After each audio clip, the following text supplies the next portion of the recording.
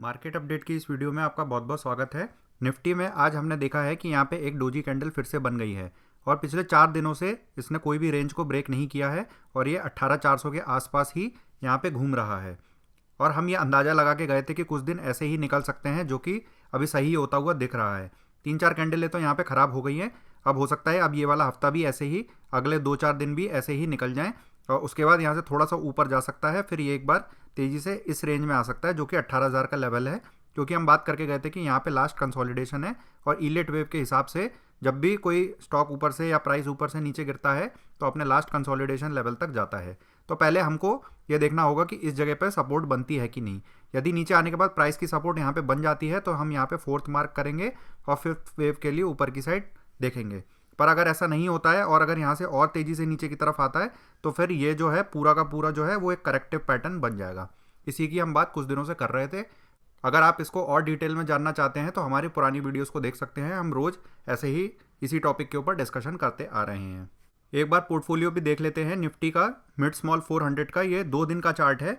इसमें हम यही देख रहे हैं कि पिछले 4 दिनों से, एक हफ्ते से यहाँ पे वही कंसोलिडेशन चल रही है और ना तो स्टॉक्स ऊपर जा रहे हैं ना नीचे जा रहे हैं। हम रोज़ यही देखते हैं कि किसी दिन या तो ग्रीन रहता है या किसी दिन फिर रेड हो जाता है और न्यूट्रल ही ऑलमोस्ट बना हुआ है। तो ये ऐसा होते होते लगभग 1 महीना हो चुका है, पर हमें यहाँ पे अभी कुछ भी गेन देखने को नहीं मिल रहा है। तो अभी समय लगेगा, क्योंकि अभी भी निफ्टी में भी एक करेक्शन बाकी है और जब वो हो जाएगी तो उसके हिसाब से ही हम फाइनल डायरेक्शन पता कर पाएंगे कि ये पूरा का पूरा जो बाउंस है वो एक करेक्टिव वेव है या फिर यहाँ से एक कंसोलिडेशन करने के बाद एक नया हाई बनेगा। एक बार डाउ जोन्स का और चार्ट देख लेते हैं। 1 डे का चार्ट है। इसके अंदर भी हम देख रहे हैं कि इसमें भी 3 डोजी कैंडल्स बनी हैं और यहाँ पे भी हमें कोई भी एक्स्ट्रा कोई ऐसी मूवमेंट देखने को नहीं मिली है जिसके अकॉर्डिंग हम ये कह सकते हैं कि ट्रेंड अभी आगे की तरफ कंटिन्यू हो रहा है। हम ये अंदाज़ा लगा के गए थे कि इस लेवल तक इसको आना चाहिए, जो कि अभी तक आया नहीं है। तो एक बार यहाँ से प्राइस ऊपर की तरफ जा सकता है, उसके बाद फिर ये भी अपने लास्ट कंसोलिडेशन लेवल यानी यहाँ तक वापस नीचे आ सकता है, जो कि लगभग 32,000 का लेवल है। यहाँ पे यदि सपोर्ट बन जाती है तो उसी टाइम पे हमारा इंडेक्स भी नीचे की तरफ आ जाएगा। अगर यहाँ से डाउ जोन्स नीचे की तरफ और आने लगता है तो निफ्टी भी अपना तेज़ी से नीचे आने लगेगा और अपने लास्ट कंसोलिडेशन लेवल को ब्रेक कर देगा। तो इसी के हिसाब से पूरे वर्ल्ड में भी जो सिनेरियो चल रहा है वो लगभग एक जैसा ही हमेशा चल रहा होता है। बस हमको थोड़ा सा लिंक करके देखना होता है कि चीज़ें आपस में कैसे कनेक्टेड हैं। ये मैंने आपके सामने नैस्डैक का 1 वीक का चार्ट लगाया है। ये आपको इसलिए दिखा रहा हूँ क्योंकि काफ़ी समय से आईटी सेक्टर बिल्कुल भी नहीं चल रहा है और अंडर परफॉर्म कर रहा है। तो ये कब तक चलेगा इसकी उम्मीद हम लगा रहे हैं कि हो सकता है 1 साल का और समय लग जाए। पर वो हम कंक्लूजन पर कैसे पहुंचे, तो उसके लिए सबसे पहले हमने नैस्डैक को देखा, क्योंकि नैस्डैक जो है वो यूएस के अंदर आईटी का इंडेक्स है। इसके अंदर सारी टेक्नोलॉजी कंपनीज होती हैं। तो कोविड के बाद देखिए यहाँ पे जब बॉटम बनी थी तो इस जगह पे 7,000 का लगभग लेवल हुआ करता था और यहाँ से एक तरफा आईटी में रैली बनी थी और हमने ये देखा था कि ये 16,000 तक पहुँच गया था, मतलब 2 गुने से भी लगभग ज़्यादा। अगर इस पूरे ट्रेंड का मैं रिट्रेसमेंट निकाल के देखूं तो 38%, 50% और ये जो 61% का जो लेवल है, ये तीनों यहाँ पे हमें दिख रहे हैं। और जो है ये इंडेक्स करेक्शन करता हुआ सीधा 61% के लेवल पर हमको आता हुआ दिखा है। और यहाँ पे 1 वीक की 200 SMA यहाँ पे हमको दिख रही है। इसने पहले यहाँ पे सपोर्ट लिया था, उसके बाद एक बाउंस लिया, उसके बाद फिर ये नीचे की तरफ आ गया है और अब यहाँ से फिर ऊपर जाने की कोशिश कर रहा है।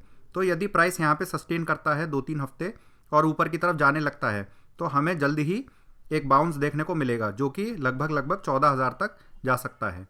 ये जाने में भी कम से कम 6 महीने का समय तो लग सकता है। तो अगर इस हिसाब से अगर हम देखें तो आईटी इंडेक्स जो है हमारा इंडिया में भी इसी तरह से एक बाउंस की तैयारी करनी शुरू कर सकता है, क्योंकि ये ओवरऑल आपस में कनेक्टेड हैं। तो ये देखिए कि अब तक जो है इंटरनेशनल मार्केट में भी जो नैस्डैक था वो अंडर परफॉर्म कर रहा था, तो हमने देखा कि हमारी इंडियन आईटी कंपनीज भी अंडर परफॉर्म कर रही थी।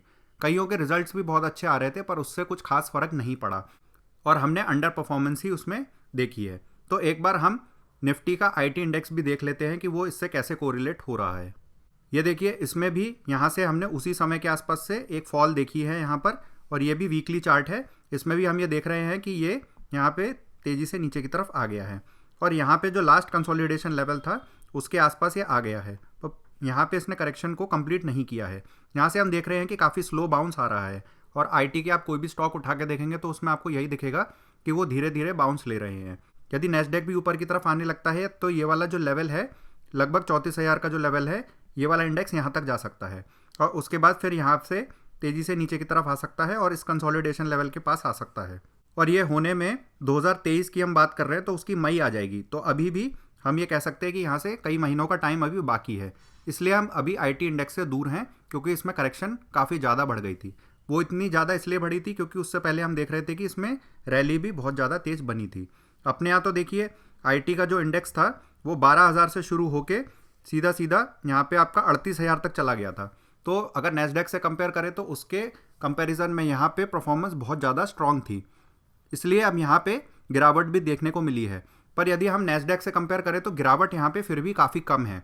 तो अभी भी उसका जो मेन जो पैटर्न है वो यहाँ पे भी फॉलो होगा। बस ये है कि करेक्शन का जो टाइम होगा वो हमको नैस्डैक के हिसाब से ही कंपेयर करके देखना होगा। इसलिए अभी आईटी सेक्टर में मेरे को कोई भी अपॉर्चुनिटी दिखाई नहीं दे रही है।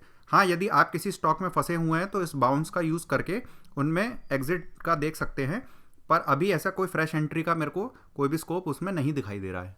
ये एक स्टॉक की बात कर लेते हैं, टाटा एलेक्सी। इसका मैंने 1 वीक का चार्ट लिया हुआ है। ये कोविड के बाद जब रैली चली थी तब हमने इसको पकड़ा था 1,000 के आसपास, और फिर उसके बाद ये लगभग 2 साल के अंदर ही यहाँ पे इसने 10,000 का लेवल टच कर लिया। तो यानी 10 गुना ये स्टॉक हो गया देखते ही देखते। तो यहाँ से जब इलेट वेव अगर हम इसका देखें कि ये किस तरह से चला था, तो ये 1, 2, ये 3, 4 और ये 5। तो हम ये कैसे कह रहे हैं कि ये पूरी की पूरी एक 5th वेव है। ये एक एंडिंग डायगोनल पैटर्न यहाँ पे बना हुआ है। हम यहाँ से देखेंगे कि RSI के अंदर हमको यहीं से ही डाइवर्जेंस दिखने शुरू हो गए थे। RSI ने जो यहाँ पर एक हाई बनाया था वो यहाँ तक भी नहीं कट पाया, जबकि प्राइस ने अपना एक नया हाई बना लिया था। तो यहाँ से हम देखें तो इसका डाउनफॉल शुरू हो गया था। तो RSI ऊपर बढ़ नहीं रहा था, प्राइस ऊपर की तरफ जा रहा था। तो ये डाइवर्जेंस हमको जिस भी पॉइंट से दिखाई देते हैं प्राइस वहाँ तक लौट के ज़रूर आता है। तो यहाँ पे 5th वेव कंप्लीट करने के बाद ये देखिए ये 1, 2, 3, ये 4 और ये 5 यहाँ पे कंप्लीट। उसके बाद अभी ये ए वेव यहाँ पे बन रही है।